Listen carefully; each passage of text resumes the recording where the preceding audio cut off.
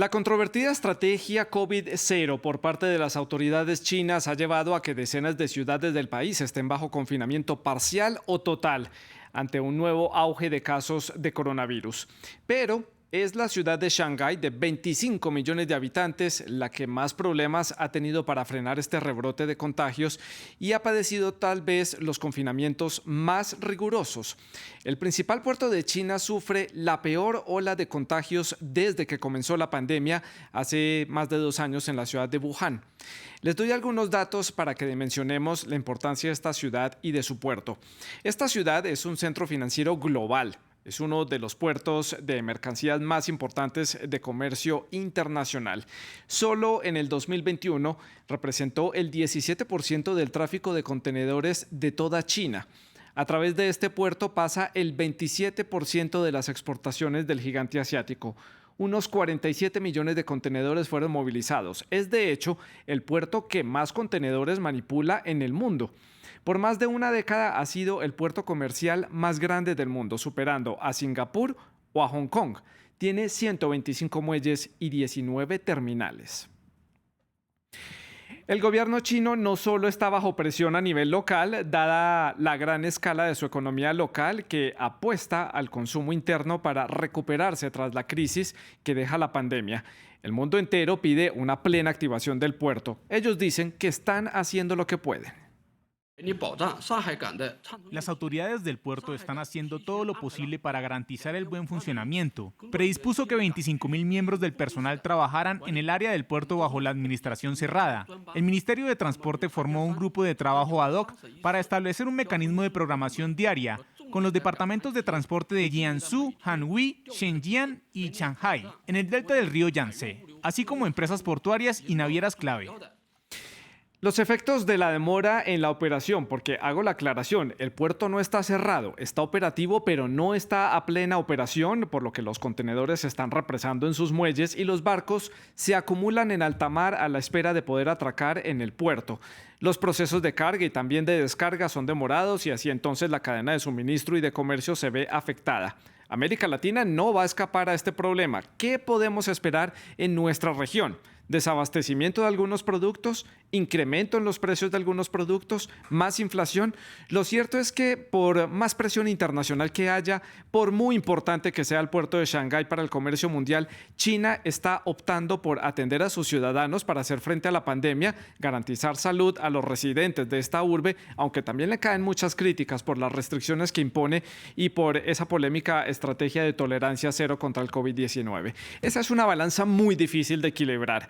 Atender a 25 millones de habitantes que están expuestos al coronavirus o ayudar en la recuperación de la economía y el comercio mundial. China, sin duda alguna, no lo tiene para nada fácil y por eso vamos a debatir o a analizar mejor este tema. Y para eso hemos invitado a Alicia García Herrero. Ella es economista, jefa de Natixis para la región de Asia-Pacífico. Ella se encuentra en la ciudad de Taipei, que es la capital de Taiwán. En unos momentos vamos a establecer conexión con ella. Y en Montevideo, en Uruguay, está Nicolás Posse. Él es profesor de Economía Política Internacional en el programa de Estudios Internacionales de la Universidad de la República. Ustedes también, nuestros televidentes, pueden participar en este debate, en este análisis, con todos sus comentarios y preguntas. Los pueden hacer a través de nuestras redes sociales. Nos encuentran en Facebook, en Instagram y en Twitter. Estamos como @France24_ES, @Santilogo, que es mi cuenta personal. Les recuerdo que nuestra etiqueta es numeral el debate F24. Esperamos todos sus comentarios y sus preguntas. Mientras establecemos conexión con Alicia, le doy la bienvenida entonces a Nicolás, que está en la ciudad de Montevideo. Nicolás, gracias por acompañarnos a esta hora aquí en el debate de France 24. Y quiero preguntarle entonces por las consecuencias inmediatas que tiene esta lenta operación del puerto de Shanghái, que pues no tiene una fecha estimada de cuándo vaya a terminar esta operación especial que están teniendo a lo largo de estos días y que se reactive plenamente la operación. ¿Qué podemos esperar en cuanto a consecuencias en el corto plazo? Bueno, buenas tardes, es un gusto para mí estar con ustedes. Este fenómeno que estamos observando en la ciudad de China de Shanghái, lo primero que cabe la pena puntualizar es que agrega un elemento adicional de presión a otras cuestiones que ya venían atentando contra el funcionamiento justo a tiempo de las cadenas de suministro, que se empezaron a ver resentidas con la pandemia del COVID-19 a fines de 2019, principios de 2020, y que luego la economía mundial y por supuesto las distintas economías nacionales que la conforman también se han visto afectadas por el conflicto reciente que hemos observado en Ucrania, lo cual ha puesto nueva presión sobre algunos precios y sobre algunos bienes y servicios que se comercian a nivel internacional. A esto se agrega ahora este problema del confinamiento de Shanghái, justo en un momento en el cual algunas de las dificultades más severas al funcionamiento de las cadenas de suministro se estaban comenzando a gestionar de forma algo más adecuada. Por lo que podemos pensar en al menos dos canales, un canal por exportaciones y otro canal por importaciones, que van a poner presión en América Latina. El canal de las importaciones es un canal que, como tú bien señalabas, puede afectar los fenómenos de inflación, fenómenos que ya vemos que se estaban generando previo a esta última disrupción, que se pueden acelerar por causa de este motivo. En el canal de las exportaciones, por el contrario, uno esperaría a corto plazo algunos efectos deflacionarios, dada la reducción esperada de la demanda china, entre otras cosas de alimentos o de materias primas que luego se utilizan para la producción en distintas plantas ubicadas en este país, que al momento están teniendo dificultades para operar, dadas las restricciones a la operación en el puerto de Shanghái que comentábamos. Así que, ¿cuál es el balance neto? Bueno, exactamente no lo sabemos, pero podemos ver, por un lado, tendencias inflacionarias desde el punto de vista de la importación y algunas tendencias de muy corto plazo deflacionarias si pensamos en el canal exportador. Claro, porque además esto está sucediendo en este momento y no sabemos por cuánto tiempo se va a prolongar esta operación lenta en el puerto. No sabemos entonces la magnitud de las consecuencias en el largo plazo, pero es algo que se va a empezar a presentar en los próximos días, creo yo, a escala mundial, porque todo el mundo depende del comercio y de muchos productos hechos en China. Precisamente, Nicolás, ese atasco en el puerto de Shanghái me recuerda también a otro momento importante y crítico del comercio marítimo y del comercio internacional, y fue el bloqueo del canal de Suez. ¿Qué nos dice esto del comercio marítimo a nivel mundial, de la economía como la estamos manejando en este momento? ¿Estamos dependientes del comercio marítimo para abastecernos en las regiones, para recuperar las economías? ¿Es momento de mirar otras opciones? ¿Qué análisis se puede hacer? Es una muy buena pregunta y uno puede observar un montón de debates académicos entre los practicantes de las políticas públicas que se están generando en torno a estas cuestiones. Hemos visto durante los últimos 20, 30 años una tendencia a priorizar cada vez más la eficiencia en la organización de las cadenas de suministro. ¿Qué significa la eficiencia? Bueno, tratar de mantener los menores stocks posibles para ganar en términos de logística, para ganar en términos de abaratamiento de costos. Y eso, bueno, redunda sí, en unas cadenas más eficientes, en menores precios que llegan al consumidor final. Pero por otro lado, en el otro plato de la balanza, tenemos la afectación, si se quiere, más negativa en torno a la resiliencia de las cadenas. ¿Eso qué es la resiliencia? Bueno, es la capacidad de sostenerse, de seguir operando, de seguir funcionando frente a fenómenos disruptivos, frente a fenómenos que son difíciles de prever, de cuantificar cuál es su probabilidad, como el atasco que vivimos el año pasado y este nuevo problema asociado al confinamiento de Shanghái, por lo que hay un debate, tanto a nivel académico como a nivel práctico, sobre la necesidad de empezar a balancear un poco más esta tensión entre eficiencia y resiliencia y poner un poco más de énfasis en este segundo aspecto. Por supuesto que esto no viene sin costos, por supuesto que esto implica reorganizar la forma en que se han desarrollado los negocios en los últimos años, pero en la medida que se sigan suscitando fenómenos como que se agregan a otros que ya mencionábamos en la intervención anterior, esto lleva a que efectivamente se esté pensando, se esté debatiendo respecto a la necesidad de fortalecer la resiliencia de las cadenas a unas expensas si se quiere, ceder un poco en lo que refiere a la eficiencia de su organización. Está demostrando lo que nos deja hasta el momento en términos económicos la pandemia del COVID-19, que las cadenas de suministro entonces no eran tan eficientes como estábamos pensando, que es momento entonces de replantearlas, porque hago la pregunta porque hoy estamos hablando del puerto de Shanghái, la pandemia no ha terminado, los gobiernos están levantando las restricciones, pero la pandemia continúa. Mañana puede ser el puerto de Singapur, pasado mañana el de Hong Kong, luego el de Los Ángeles, el de San Francisco o cualquiera otro puerto alrededor del mundo. Y entonces la cadena nunca terminará de despegar por completo, de recuperarse después de la pandemia. ¿No es momento como de buscar entonces alternativas o hacerlas más eficientes, más cortas? Efectivamente, el debate es ese. La eficiencia viene dada justamente por la organización de modelos de negocios del justo a tiempo, de que los insumos arriben exactamente al momento de que son necesarios para la producción, de que los stocks, los inventarios de las empresas sean bajos para reducir costos. Pero esto viene a costa de ¿qué? Viene a costa de una menor capacidad de responder frente a fenómenos imprevistos como el que estamos viviendo y como los que hemos vivido en los últimos años. Entonces, tal vez sea hora de resignar un poquito de eficiencia en esa organización que permite reducir costos a nivel de las cadenas y privilegiar un poquito más la resiliencia de las cadenas. ¿Cómo Sí. podemos hacer esto? Bueno, entre otras estrategias, podemos apostar, al menos en algunos segmentos, a cadenas más cortas, a cadenas que privilegien a los proveedores regionales, proveedores más cercanos, y también a privilegiar otros formatos productivos que se vienen desarrollando con todo lo que tiene que ver con el debate de la industria 4.0, de la impresión 3D, que pueden facilitar la relocalización de ciertos procesos productivos que en los últimos años han tendido a localizarse en Asia, principalmente a expensas de lo que son otros centros más tradicionales, como centros en América del Norte, Europa Occidental, mismo en algunos países de América Latina. Claro, Nicolás, le doy unos segunditos para que usted pueda tomar un sorbo de su mate que tiene ahí para que pueda tomar un poco de aire también mientras le formulo la siguiente pregunta, porque esto me lleva a pensar que tal vez es momento para que los países piensen en apostarle un poco más a la industria local, no estar dependiendo tanto de productos extranjeros y apostarle a desarrollar algunos productos, digamos, de alta tecnología, porque no en la región de América Latina, supongamos, como por poner un ejemplo.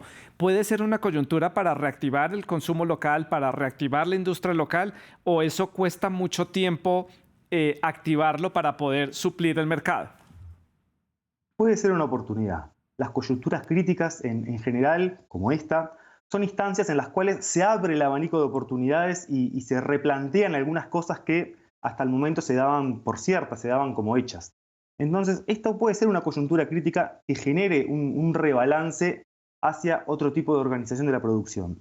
Recordemos que antes de todos estos fenómenos que estamos analizando, en muchos casos el costo de los fletes, el costo del transporte entre distintas ciudades de América Latina y puertos como el de Shanghái era menor que el costo del transporte que puede tener lugar, por ejemplo, entre un país como Uruguay y un país como Colombia, como Ecuador. ¿Eso qué implica? Bueno, eso implica, por un lado, que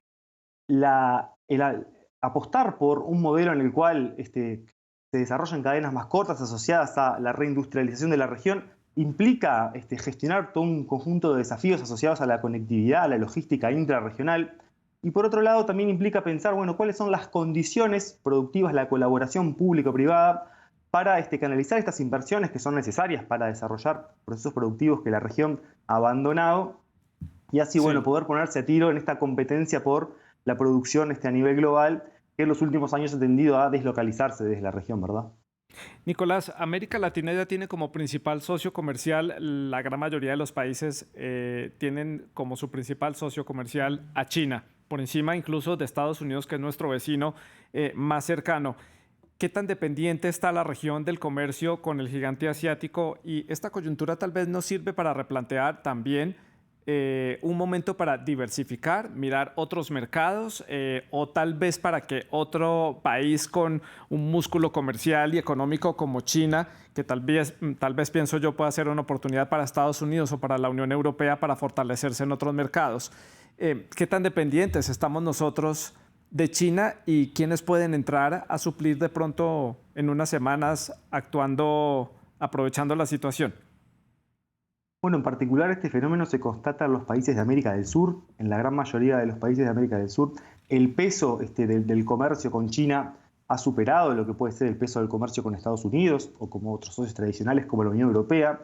Lo cierto es que en el corto plazo las oportunidades para intercambiar socios, para sustituir socios, no son muy elevadas en la medida que la propia producción, los propios procesos productivos en América del Norte y en Europa Occidental están muy conectados con lo que sucede en las fábricas chinas. Por lo que también es esperable en las próximas semanas que los propios productores europeos, que los propios productores norteamericanos empiecen a enfrentar problemas en términos de suministros, dado este atasco que estamos analizando. Por lo que en el corto plazo yo no veo una sustitución viable que permita a América Latina continuar abasteciéndose frente a lo que puede ser una mayor complejidad o incapacidad de China de abastecer a la región. En el mediano plazo sí podemos discutir otras alternativas de organización productiva, de comercio intrarregional, que hagan que la región se vuelva más resiliente frente a estos cambios y frente a estas situaciones que cada vez parecen volverse más frecuentes. Bueno, Nicolás, televidentes, en unos minutos vamos a conectarnos con nuestra otra invitada para este debate y para este análisis, para seguir conversando sobre este tema. Solamente denos unos minutos y ya vamos a estar conversando con ella también para ampliar un poco el espectro aquí de opiniones y de puntos de vista. Mientras tanto, seguimos conversando con Nicolás, que está conectado desde la ciudad de Montevideo, en la República Oriental del Uruguay. Hablábamos de esa dependencia con China. ¿Qué sectores, desde su perspectiva, Nicolás, se van a ver más afectados por este parón de la operación en el puerto de Shanghái? ¿Hay algún sector en específico que se vaya a ver afectado a nivel global y en nuestra región, en América Latina? Bueno, a nivel global, la gran mayoría de los sectores industriales se van a ver afectados a la medida que un montón de insumos, un montón de componentes o un montón de procesos que terminan en el ensamblaje en plantas chinas se van a ver afectados por este parón. En la región uno tendería a pensar rápidamente en la afectación potencialmente negativa que esto puede tener para los productores de materias primas, para los productores de alimentos, para los productores de minerales que exportan estos productos a China y que pueden llegar a tener dificultades para ingresar sus productos al mercado asiático, al mercado chino en particular, dada la incapacidad del puerto de Shanghái de gestionar estos volúmenes como lo hacía hasta el momento. A su vez, en la medida que esto afecte a la economía china en su conjunto, que afecte el ritmo de crecimiento de la economía china en su conjunto, esto puede afectar a la demanda china de estos productos y por ende también puede afectar negativamente a los precios de las materias primas que exporta la región. Así que el efecto negativo más saliente en el corto plazo lo veo por ese lado. Claro que sí, Nicolás, importante esa aclaración. Le doy unos minutos para que se tome un respiro y pueda tomarse otro sorbo de mate. Yo le doy la bienvenida a Lina Luna. Ella es sinóloga internacionalista de la Universidad Externado de Colombia. Se conecta con nosotros desde la ciudad de Bogotá, con quien vamos a conversar desde otra óptica este tema de suma importancia, como lo hemos visto, para la economía y para el comercio internacional, pero esto también tiene otros alcances. Lina, bienvenida al programa. Muchas gracias por atendernos a esta hora aquí en France 24.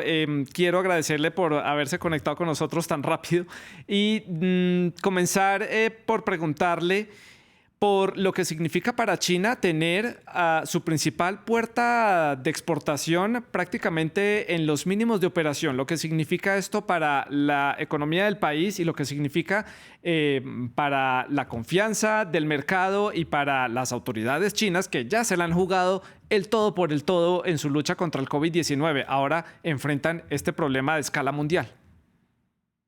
Sí, básicamente esta no es una decisión fácil, pero por otro lado nos está mostrando también un gobierno que tiene claro que primero está la salud y la vida de las personas antes que el tema económico, sin que esto signifique poner en jaque como tal la economía global como una intención. Es decir, si hay una economía fuerte que tiene una capacidad de maniobra y digamos sí, como una fortaleza muy grande es la economía china por precisamente su modelo económico donde hay una alta presencia del Estado, hay buenas reservas, hay buena capacidad de adaptación. Entonces, Xi Jinping está confiando en esta capacidad de adaptación y es el mensaje un poco que ha enviado al mundo. Les ha dicho, sí, estamos en un momento de confinamiento, estamos en un momento donde se está viendo afectada la economía, pero en el caso de China, recordemos que en el caso de contención del COVID hay dos opciones. Una opción de permitir el COVID, digamos, esparcirse y entonces eso hace que el control del COVID se dé más en el largo plazo y no en el corto plazo, pero eso termina afectando en el largo plazo mucho más la economía. La postura china es una ruptura rápida, corta, sustanciosa, que permita controlar la enfermedad para reactivar la economía rápidamente. Es decir, en lugar de que sea un proceso lento y largo, es un proceso corto y se espera que sea rápido. Entonces, eso fue lo que hicieron cuando fue la primera ola de la pandemia en el 2020 y es un poco lo que están intentando hacer ahora. Entonces, China todavía confía en su capacidad de restablecer digamos, la economía global y la economía china, pero en este momento le está dando prioridad a contener el COVID a pesar de los costos que eso tiene. Pero es una aproximación de hacer Sí. un golpe fuerte, corto y sustancioso que luego permita una reactivación económica sostenible en el tiempo. Lina, justamente lo decía yo en la introducción del programa, que es un balance muy difícil el que tienen que estar tratando de hacer las autoridades en Beijing, atender a estos 25 millones de habitantes que tiene Shanghái. Ya lo decíamos, no es la única ciudad que está en confinamiento, es tal vez la que ha tenido el confinamiento más riguroso, pero hay otro centenar de ciudades que están en la misma situación. Y garantizar el funcionamiento del puerto para engranar en el comercio internacional, que es un pedido casi que de la comunidad internacional al unísono para poder reactivar las economías. Esto a nivel político, ¿qué implicaciones tiene para el partido a nivel de la sociedad? Estas restricciones, este cierre, el impacto que va a tener económicamente para los ciudadanos chinos al interior. Hablemos del interior del país, Lina. Bueno, aquí hay que tener en cuenta que cuando estamos hablando de la sociedad china, estamos hablando de una sociedad confuciana y dentro de esta visión confuciana el bien común prima sobre el bien individual. Entonces, de alguna manera, culturalmente no es un atropello, ¿sí? Es decir, se entiende que a veces es necesario hacer un sacrificio individual por un bien común, ¿no? En ese sentido es muy diferente a Occidente, donde nosotros ponemos lo individual por encima de lo colectivo. Entonces, en ese sentido, no es una sorpresa como tal. Es decir, China muchas veces ha hecho confinamientos más pequeños, más controlados. Se entiende la magnitud del COVID y se entiende lo que puede suceder. De hecho, estaríamos hablando, si China no tomara esta política de COVID cero, estaríamos hablando de millones de personas muertas, porque estamos hablando de un país de 1.400 millones de personas. Lo que China ahorró en muertes al haber manejado el COVID de esta política, de esta manera, fue impresionante. Entonces, por un lado, la población agradece y es consciente de que pues, se está poniendo la salud por encima de todo. Lo que no significa que no estén muy molestos con más bien lo que está pasando en términos de la falta de alimentos. Por ejemplo, en Shanghái el confinamiento en algunos sectores se dio en horas. Es decir, mientras que en unas ciudades dijeron el lunes entramos en confinamiento, en Shanghái fue hoy a las 4 de la tarde. Entonces eso le dio muy poco tiempo a las personas para prepararse para este confinamiento. Y en ese sentido, esa sorpresa llevó a unos grandes problemas logísticos en términos de alimentación, de organización, de abastecimiento. Los chinos, por ejemplo, en sus costumbres de compra no son como, por ejemplo, somos los latinos que hacemos la compra del mes grandota y tenemos reservas guardadas. Los chinos casi que compran lo del día.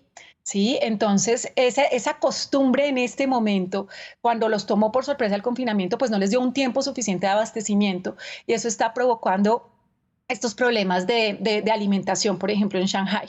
Entonces la molestia está más destinada a cómo va a ser el gobierno para, para atacar estos asuntos logísticos que sabemos, o sea, entienden el confinamiento, entienden la medida, la valoran y la aprueban, pero los temas logísticos con alimentación y con poder salir lo más pronto posible del confinamiento son los temas que preocupan más a la sociedad china en este momento. Que eso es lo que ha dado paso a algunas protestas y al descontento en los ciudadanos allí en la ciudad de Shanghái, que hemos visto imágenes de personas que se enfrentan a las autoridades o personas que son sacadas a la fuerza de sus casas para ser llevados a centros para ser atendidos porque tienen que aislar una zona en específico y pues el desabastecimiento que se empezó a presentar en algunos supermercados al inicio de este confinamiento. Nicolás, no me olvide de usted, ya voy a volver con usted para conversar de temas económicos, para seguir analizando este tema interesante desde todos los puntos de vista.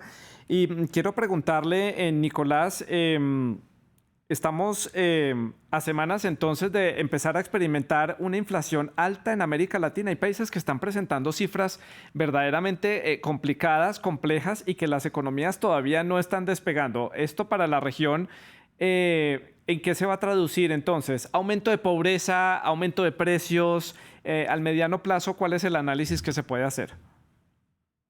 Bueno, en el corto plazo eso es un desafío. El aumento de la inflación que ya viene registrando una aceleración con respecto a años previos. Si se quiere un asterisco o un elemento que pueda atenuar un poco el impacto sobre fenómenos como la pobreza que tú mencionabas o sobre bueno, las condiciones de vida de la población en general, es que el precio de los alimentos, en la medida que China es un gran productor de casi todo, salvo alimentos, o un gran exportador de casi todo, salvo alimentos, bueno, tal vez los precios de los alimentos no se vean tan afectados y eso pueda contener un poco estos fenómenos inflacionarios o al menos el impacto sobre las poblaciones latinoamericanas, sobre todo las poblaciones más vulnerables al incremento de precios de alimentos. Entonces, por ese lado uno podría imaginar, si se quiere, una inflación, pero no tan acotada, no tan asociada a la provisión de estos productos básicos que, bueno, que a veces son los que ponen en mayor tensión a la ciudadanía o al menos a la ciudadanía más vulnerable. En el mediano plazo, uno tiene que evaluar o que estimar cuál va a ser el efecto de esto sobre la economía china para poder entender y para poder proyectar cuál puede ser el impacto en América Latina. En la medida que esto efectivamente afecte a la economía china, el crecimiento proyectado para la economía china este año, el año próximo, bueno, eso efectivamente va a poner presión, va a poner tensión sobre las exportaciones de nuestros países, sobre las exportaciones de los países latinoamericanos, que como mencionábamos en intervenciones anteriores, se concentran cada vez más en socios como China, por lo que una reducción de la demanda de los productos que la región exporta al gigante asiático, bueno, pueden poner en tensión los saldos de cuenta corriente, los saldos de balanza comercial de nuestros países y también la capacidad de generar divisas necesarias para pagar las importaciones del resto de los bienes y servicios que consumimos en la región. Nicolás, ¿qué hay de otros puertos en la región que no están muy lejos de Shanghái? Bueno, el continente asiático es inmenso y las distancias son enormes, pero mirándolo en el mapa, puertos como por ejemplo Hong Kong o Singapur podrían llegar a reemplazar en estas cadenas de abastecimiento. Singapur siempre ha sido un puerto eficiente, rápido, un punto estratégico en el estrecho de Malaca, pero Hong Kong tal vez podría volverse temporalmente esa puerta de salida que necesita China para sus exportaciones. Puede ser una opción, pero parece difícil que en el corto plazo pueda sustituir la totalidad o el grueso del volumen de negocios que maneja el puerto de Shanghái, que como tú bien comentabas en la introducción, es el mayor puerto del mundo en la actualidad. Es un puerto que, por ejemplo, para el comercio granelero, que es parte de las exportaciones más fuertes que tiene América Latina hacia China, es el principal punto de ingreso de estos bienes hacia el territorio chino, por lo que parcialmente pueden ser sustitutos, pero me cuesta imaginar que en el corto plazo al menos puedan absorber completamente la operativa comercial que hasta entonces tenía lugar en Shanghái. También dependerá de las estrategias del gobierno chino, de cómo el gobierno chino internamente logra recanalizar determinados volúmenes de comercio hacia otros puntos, como por ejemplo el puerto de Hong Kong o otros puertos en ciudades donde el confinamiento tal vez no sea tan estricto. Pero bueno, eso al día de hoy es una incertidumbre, ¿no? No sabemos a ciencia cierta cuál es la capacidad de efectivamente implementar este tipo de medidas. Claro. Lina, en términos políticos, esta crisis comercial y este gran peso que tiene el gobierno chino en este momento por mantener la salud de los habitantes de estas ciudades a salvo del coronavirus y tratar de responder un poco a la comunidad internacional con este tema comercial, desvía a China de otros temas importantes de la coyuntura internacional donde la comunidad internacional le pide a China estar presente. Temas, por ejemplo, la invasión a Ucrania por parte de Rusia, la tensión que hay con Estados Unidos, la tensión reciente entre Corea del Norte y Estados Unidos por los lanzamientos de misiles por parte del régimen de Pyongyang. Ese tipo de coyunturas internacionales en donde siempre se pide que China de pronto dé su punto de vista, su opinión. ¿La aleja un poco esta coyuntura que está viviendo? Lina. Bueno, creo que se congeló un poco la conexión con Lina en la ciudad de Bogotá. Más adelante entonces retomaremos este tema con ella para seguir analizando esta pregunta que le estaba haciendo a nuestra invitada sobre la importancia de China en otras coyunturas internacionales, como por ejemplo la guerra en Ucrania o esa tensión comercial que mantiene con Estados Unidos que no disminuye pese a los intentos de ambos lados por tratar de conversar un poco más distensionado entre los dos gobiernos, pero tal parece que China toma una posición de distanciarse un poco de esos temas internacionales para concentrarse en esta crisis interna que tiene con este rebrote de COVID-19 que, como decíamos, es uno de los más fuertes desde el inicio de la pandemia. Me confirma que ya tenemos a Lina otra vez conectada en la ciudad de Bogotá. Lina, adelante.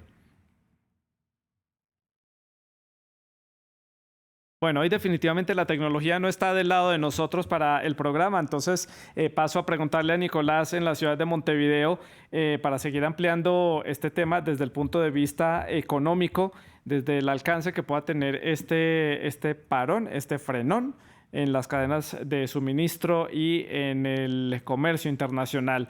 Estados Unidos, actor importante, Nicolás, para el comercio internacional también. ¿Cómo puede aprovechar esta oportunidad? Bueno, Estados Unidos tal vez intente subrayar o ilustrar alguna de las debilidades o alguna de los riesgos asociados a una mayor dependencia de la región de China.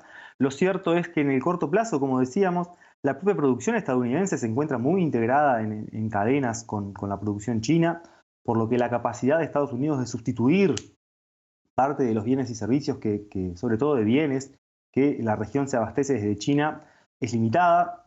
Pero bueno, en la medida que esto se prolongue, allí puede generarse otra ventana de oportunidad, como la que hablábamos anteriormente para la reindustrialización de la región.